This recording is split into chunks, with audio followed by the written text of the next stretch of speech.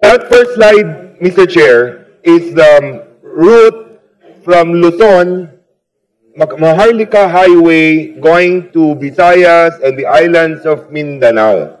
And that red pin there is actually the bridge in Taguluan, where the bridge until now is unfinished. Next slide. Madam Chair, look at that bridge. All those who travel from Luzon, Visayas, go to, that lands in Mindanao and docks in Mindanao will use that road. The only road, no other existing road, Madam Chair.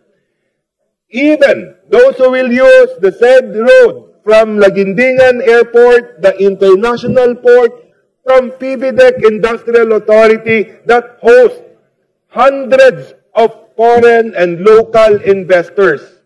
They use that bridge. Look at the picture on the top left, Madam Chair. Yung kaliwa, yun yung ginagawa nila ngayon. Nung gagawin nila, they talked to the local government. Sangguniang Bayan resolution was made not to allow DPWH, the department, to touch it. Not to touch it, Madam Chair, because it will cause problem in the northern part, not only Taguluan, northern, southern, eastern, western part of Mindanao. Next slide. There, Madam Chair, you touched the bridge. You promised us. I pacified people. The local government, I talked to people. I answered for the resolution. I told them that the department will take care of it. It was declared zero structural integrity and they had to fix it, but they promised us it will not be long. Every day, that's the status of all those who use that bridge, Madam Chair. Next slide. That is the bridge. Next slide. Left side better. There. Madam Chair, Bridge A is the bridge that we are using now, both going to the east and going to the west. One way each, one way. Bridge B is the bridge that they want to fix because that bridge was built during the time of the father of the current president, former President Marcos. Bridge C is actually the alternative where hopefully that we will be able to use so that the cars from the east will use letter A and hopefully from the west will use letter C to avoid the bottleneck. They told us that they will fund it for 2026. Why? Because Bridge B, they said, will be finished 2029. We will not survive, believe me. The town, that bottleneck will not survive until 2029. Now, during the quick meeting with the Secretary, I had presented this already. I pleaded on bended knees. This is the life bridge of northern Mindanao, east and western part of the islands of Mindanao, the port again, the international port, the soon international airport. Madam, Mr. Chair, nung nabigay yung NEP, sabi nila, Sir, hindi pa mapondohan yung letter B, yung letter C, tatapusin natin hopefully by 2026 or 2027. Letter C lang muna, Sir, para lang matapos, para lang at least dalawa na yung daanan ng lahat ng vehicles, light and heavy. Kasi yung letter B, 2029 pa. When I looked at the NEP, they told me that it will be given a 600 million fund and it will be finished until B will be finished. Nung binalik ang NEP, nawala na yung 600 million. I don't know. I really do not understand and I don't know what to say, Mr. Chair. Can I get, at least, Mr. Chair, the Secretary, how do they want to finish? How do they want to proceed with the said bridge? Mr. Chairman, I just conferred with the regional director and the director for planning, and they have both agreed already na ibabalik po natin yung 300 million para sa C, 300 plus 300 para po 600 for BNC. Opo, so inutusan ko na po ang regional director at ang director ng planning natin na ibalik po yon dito sa allocation po for Cagayan de Oro para dito sa dalawang bridge na to. It's not Cagayan de Oro. Ay, sorry po, Misamis Oriental, I'm so sorry. Misamis Oriental po, ito pong Tagoroan, no? 300 plus 300. So, dalawa po, for segments B and C. Opo. So, ibabalik po ito, Mr. Chairman. Yun po ang commitment natin, Mr. Chairman. The good regional director, you know how your department was bashed. Every day your department is bashed. And it pains me because I promised my people that the department will fix it. I actually would like to give the good secretary the opportunity to fix it, Mr. Chair, and we trust the secretary on the commitments. We commit, Mr. Chairman, and we will fix it. Among others, but I will not mention anymore. I know that he has been here since early this morning. But that bridge, I pray on bended knees, I ask and beg. This is for Mindanao. This is for Northern Mindanao. Thank you, Mr. Chairman. Thank you, Mr. Secretary. We reiterate our commitment po to restore the two segments po, 300 million each po. Thank you.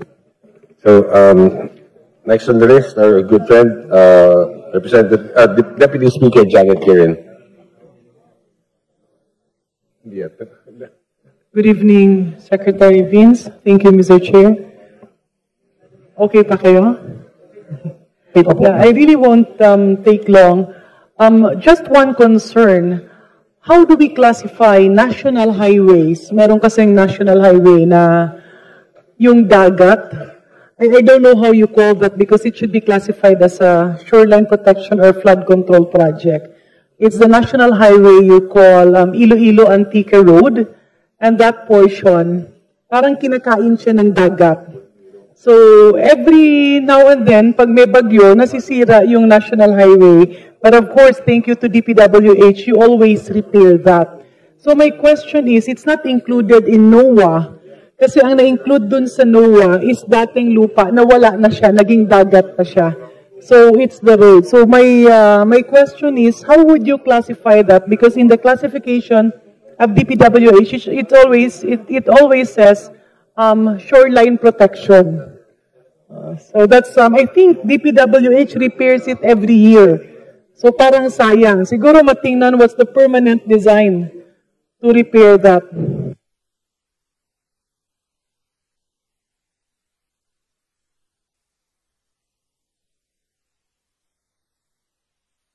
Parang ang ano kasi doon, kung OO1 siya, daan talaga siya. Pero every year, twice a year, basta may bagyo, I think RD can attest to that, nasisira yung daan because it's open sea. Nandito po si RD, Mr. Chair, no, Madam Chair. Ang mukha pong classified po sa ngayon as 002. No, not as 001, not as a road, but as a, unfortunately, as a flood control. No, pero ang gagawin na lang po natin is papupuntahan po natin sa division po natin sa DPWH, sa Statistics Division, para po kung kinakailangan ma-reclassify ito, dahil siya naman po talaga ay kalye, hindi naman po talaga, siguro secondary lang po yung kanyang shoreline protection, pero it is really a road. Basically, lumapad na kasi yung dagat, so nawala na yung shore, yung daan naging shoreline, but then DPWH, in fairness, because it's really the major highway, they repair it almost twice a year. So parang sayang.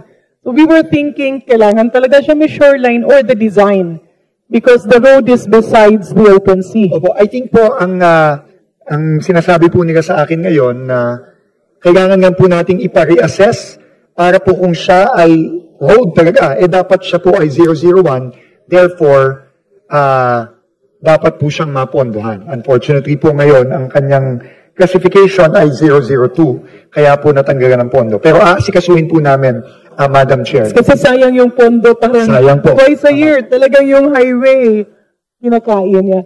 My next question, Mr. Honorable Secretary, is that earlier I heard the program that every project will now have to be accepted by the barangay captain and the local government chief executive. Did I get that right? Yes, this is a presidential directive po na sa DPWH na kailangan po ma-assess po ng local governments ang mga proyekto ng DPWH. Yeah.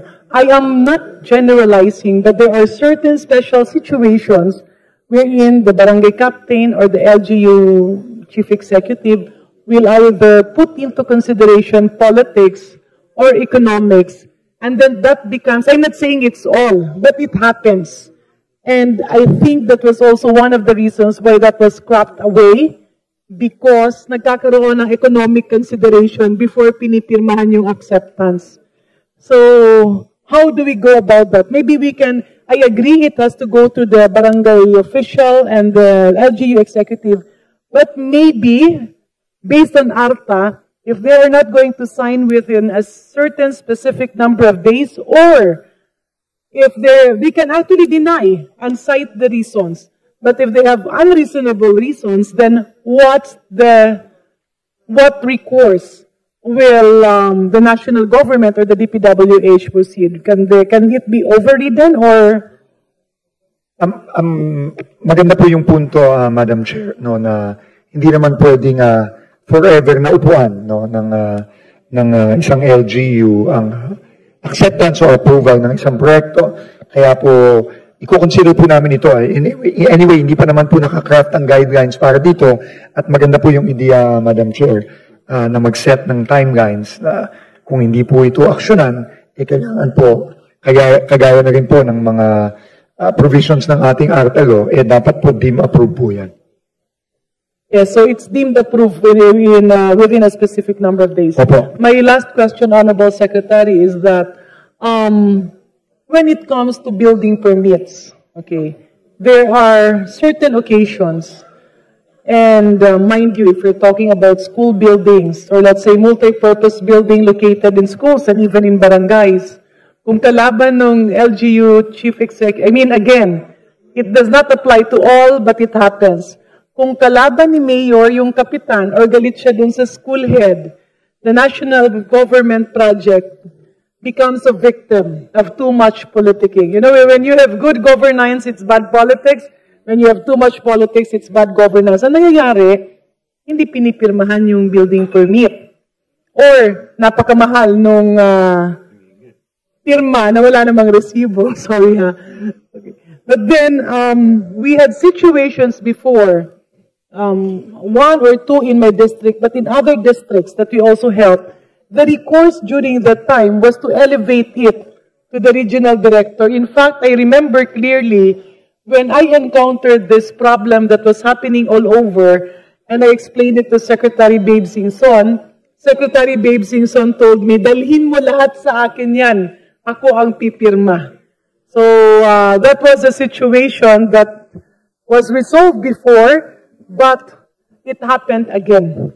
So, yun yung problema. So, maybe we need to put it in the special provisions that if a building permit is not signed within a certain period of years, then, because it's actually a delegated power from the Secretary of Public Works and Highways to the LGU Chief Executive. So, if we can put it in the special provisions or in your guidelines that the regional director or whoever can sign it on behalf of the secretary, it being a delegated power to the municipal or city engineer, then that will fast-track the implementation of many projects, especially multi-purpose buildings, hospitals, schools, and health centers, even daycare centers.